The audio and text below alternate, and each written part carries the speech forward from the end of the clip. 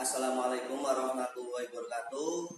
Kita berjumpa lagi untuk live pembelajaran geografi untuk kelas 11. Materinya adalah kebudayaan.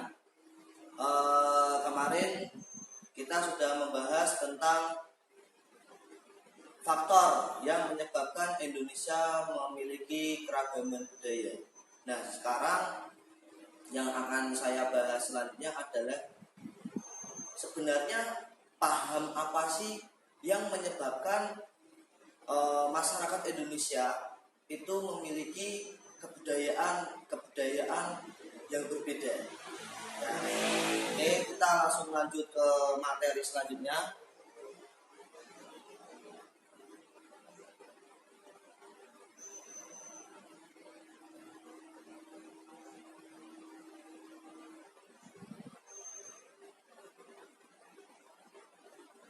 Ya, oke.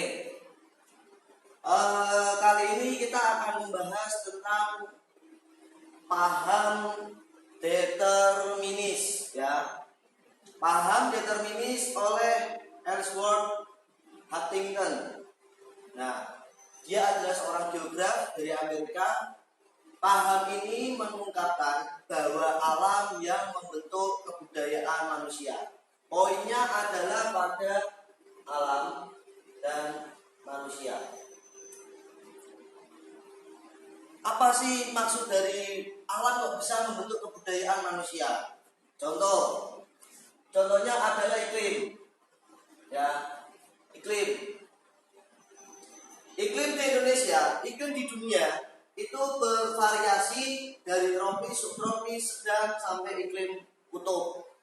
Nah, dengan iklim tersebut, masyarakat yang ada pada wilayah beriklim berbeda, maka secara kebudayaan otomatis alam itu akan membentuk atau membuat masyarakat itu mengikuti alam.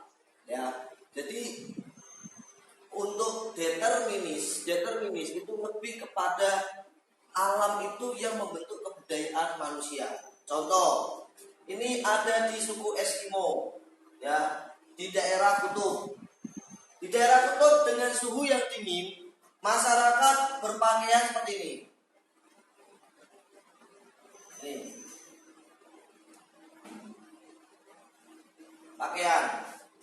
Secara pakaian. Ini untuk di daerah kutub ini, daerah dingin. Kemudian untuk wilayah tropis, contohnya kita, ini kutub. Kemudian untuk yang tropis, contoh pakaiannya ini.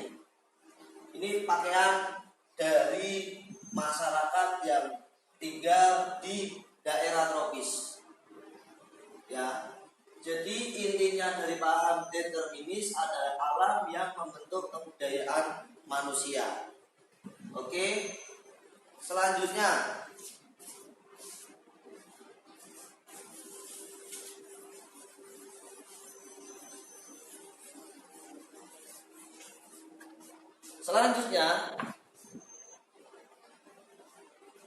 paham posibilis.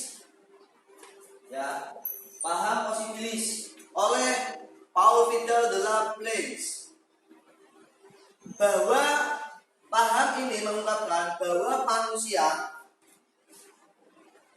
yang mempengaruhi alam sehingga membentuk kebudayaan. Maksudnya seperti apa? Maksudnya adalah bahwa manusia itu adalah makhluk berakal. Dengan keadaan alam ini, manusia mampu memberikan respon. Respon kalau saya hidup di sini, bagaimana caranya saya bisa memberikan respon. Jadi sebenarnya lebih dominan bahwa si manusialah yang membentuk kebudayaan itu sendiri. Ya. Contoh, manusia merespon keadaan alam sehingga membentuk budaya.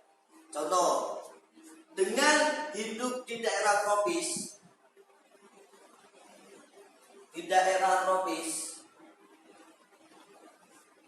ya, kita diberikan satu banyak angin pasat contohnya, ya, maka wilayah yang ada di daerah sini itu berpotensi bagaimana membuat sebuah pembangkit listrik tenaga angin.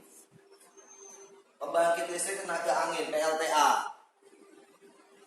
Sehingga manusia itulah, oh saya hidup di daerah tropis seperti ini, berarti peluang yang bisa saya dapatkan agar saya bisa membangkitkan listrik tenaga angin.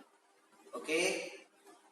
Contoh lagi, daerah tropis terkenal banyak cahaya matahari, ya, paling banyak terkena cahaya matahari, maka bisa kita manfaatkan untuk pembangkit listrik tenaga surya.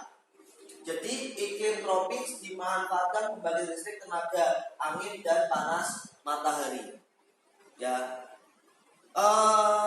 Jadi dengan adanya keadaan alam, manusia itu akan merespon bagaimana apa yang harus dia lakukan, sehingga di situ akan membentuk sebuah kebudayaan, ya.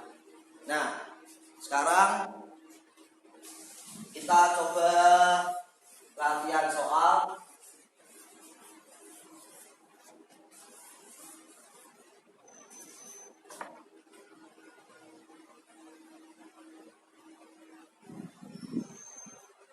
Kita coba lihat soal dulu. Nah, oke. Penduduk tinggal di tengah badan air. Ini nomor 1. Ini nomor 2. Ya. Penduduk tinggal di tengah badan air dengan membuat rumah apung dan bekerja sebagai nelayan. Paham posibilis yang terlihat pada gambar dan pernyataan. Benar atau salah? Pertama ini. Yang kedua, ini pertanian di dataran tinggi menggunakan terasering untuk mengurangi erosi. Paham posibilis yang terlihat pada gambar dan pernyataan. Nah, sekarang kita harus bisa mampu membedakan antara determinis dan posibilis. Ingat, determinis itu lebih kepada alam, ya, dan yang posibilis itu pada manusianya itu sendiri, ya. Nah, bagaimana cara menjawab soal seperti ini? Pertama, kita lihat dulu. Karena dia hidup di laut, otomatis tidak mungkin mereka itu bisa bekerja sebagai petani, ya. Pasti dia itu nelayan. Maksudnya apa? Alam itu yang memaksa manusianya itu, kamu harus bekerja seperti ini. Karena alam yang menentukan. Ya. Beda dengan yang ini. Yang nomor 2. Nomor 2 itu dengan daerah lereng, ya. Kalau kita bertani tanpa terasering, maka alam itu rusak. Tetapi dengan terasering, dataran tinggi dan terasering, manusia itu memberikan respon kepada alam bahwa saya harus membuat terasering untuk mengurangi erosi. Ya. Berarti paham ini lebih kepada manusia yang merespon bagaimana alam tersebut. Penjelasannya seperti apa? Ini.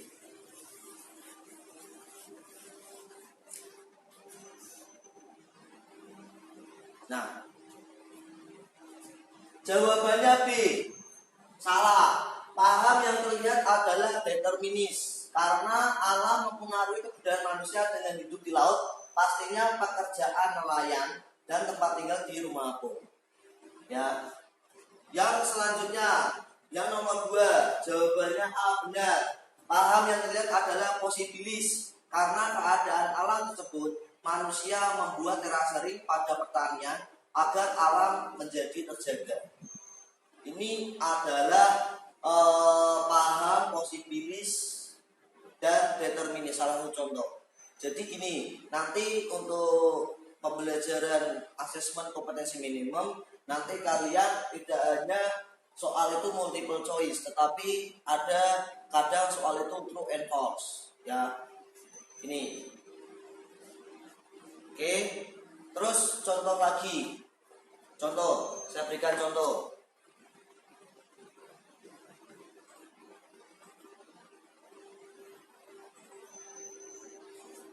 Contoh yang akan saya berikan adalah kita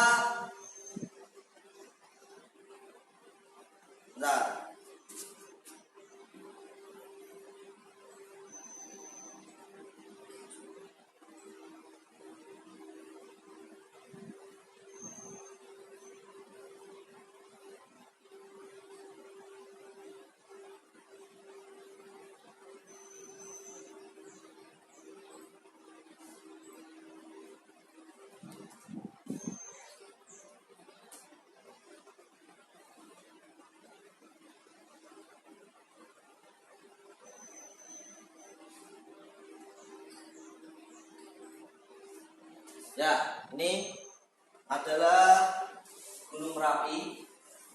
Nah,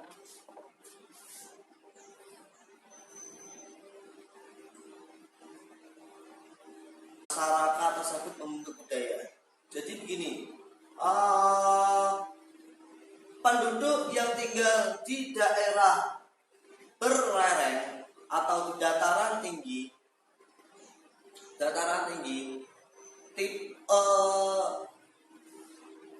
istilahnya itu permukimannya, bentuk permukimannya itu radial.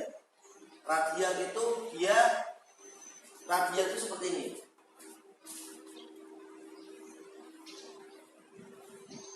Ya, ini radial. Nah, radial yang terlihat pada penduduk permukiman yang ada di sini adalah dia itu mengikuti lereng. Mau tidak mau, penduduk itu harus mengikuti lereng untuk permukimannya. Nah, ini.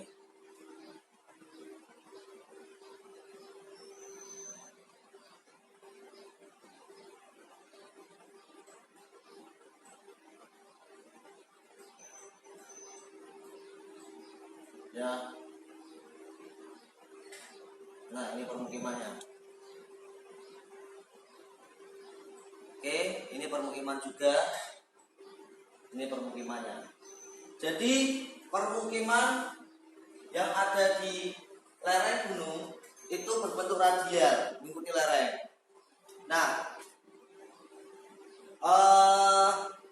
untuk selanjutnya, bagaimana kalau kebalikannya? Bagaimana manusia itu mampu memanfaatkan alam agar membentuk sebuah kebudayaan? Ya.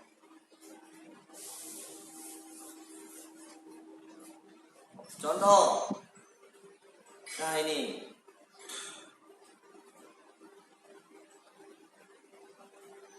Ya.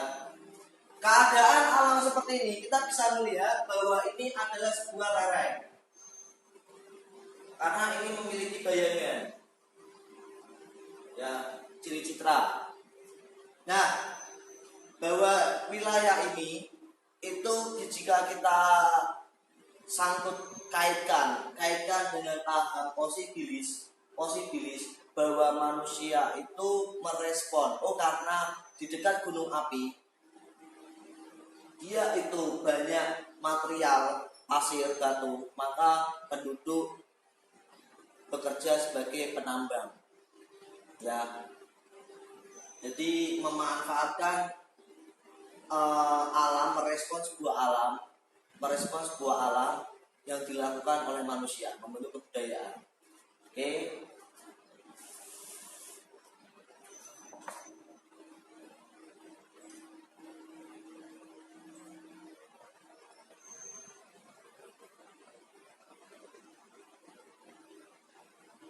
Nah, selanjutnya adalah kita akan membahas tentang kebudayaan nasional.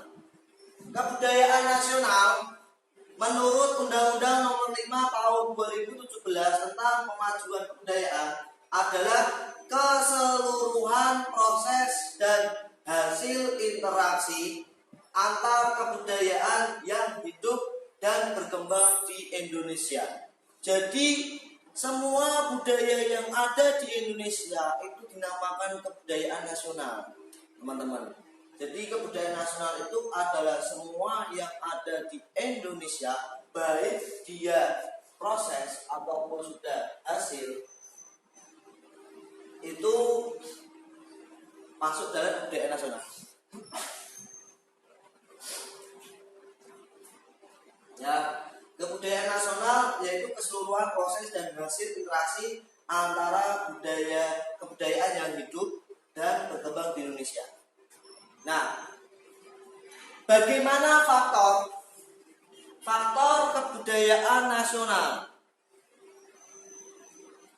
Ya, faktor pembentuk kebudayaan nasional. Pertama, timbulnya rasa persatuan. Jadi dengan timbulnya rasa persatuan antar suku bangsa, dulu kita itu bersatu dan toleransi, ya, sehingga masih rukun. Intinya kebudayaan nasional adalah bahwa kita saling menghargai antara budaya di pulau 1, 2, 3 dan ratusan pulau yang lain, bahwa kita memiliki kebudayaan yang berbeda.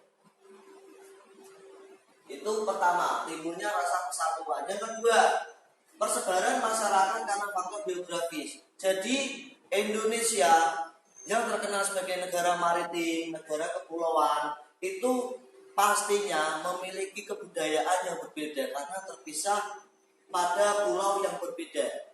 Ya, ini persebaran masyarakat karena faktor geografis. Jadi orang yang tinggal di Sumatera, Jawa, Kalimantan, Sulawesi, Nusa Tenggara, Papua, ya, kemudian Maluku, itu memiliki kebudayaan yang berbeda karena memang sudah terbatas oleh akses, ya. Nah, faktor yang ketiga adalah pengaruh budaya asing. Pertama, pengaruh Hindu-Buddha, bahwa masyarakat kita itu memiliki pengaruh Hindu-Buddha. Contoh beberapa pura, candi itu kan sebuah hasil kebudayaan. Yang kedua, ini yang pertama pengaruh A.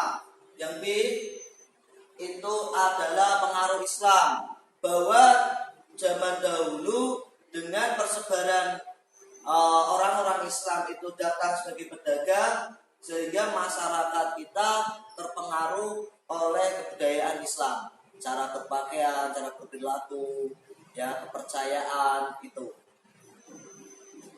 Yang ketiga itu adalah pengaruh Barat, yaitu Katolik, Katolik atau Kristen, ya. Maksudnya adalah bahwa sebuah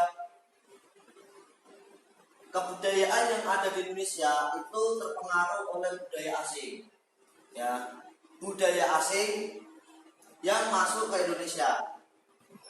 Ini contoh lagi, kebudayaan itu kadang terjadi sebuah proses asimilasi, ya, asimilasi. Jadi orang-orang kayak ini, saya pakai celana, sebenarnya kan orang-orang kita dahulu itu tidak pakai celana tapi pakai jari, ya. Tapi karena pengaruh kebudayaan, budaya di Indonesia itu senantiasa terus berkembang. Budaya itu tergantung dari faktor yang mempengaruhi. Ya, nah teman-teman, baru-baru ini ya masih sampai sekarang kita masih dilanda wabah COVID-19. Itu termasuk salah satu faktor bahwa alam itu mempengaruhi kebudayaan kita, di mana kita yang biasanya bekerja, beraktivitas di luar, memaksa gara-gara terdapat COVID-19, perilaku kita itu dipaksa berubah. Maka dari itu COVID-19 itu merupakan salah satu faktor pembentuk kebudayaan. Tapi nantinya semoga wabah virus corona ini segera hilang. Saya berharap bolehlah kalian keluar, tetapi seperlunya, ya. Tapi saat waktunya belajarlah, karena tugas kalian belajar dulu, bukan bekerja.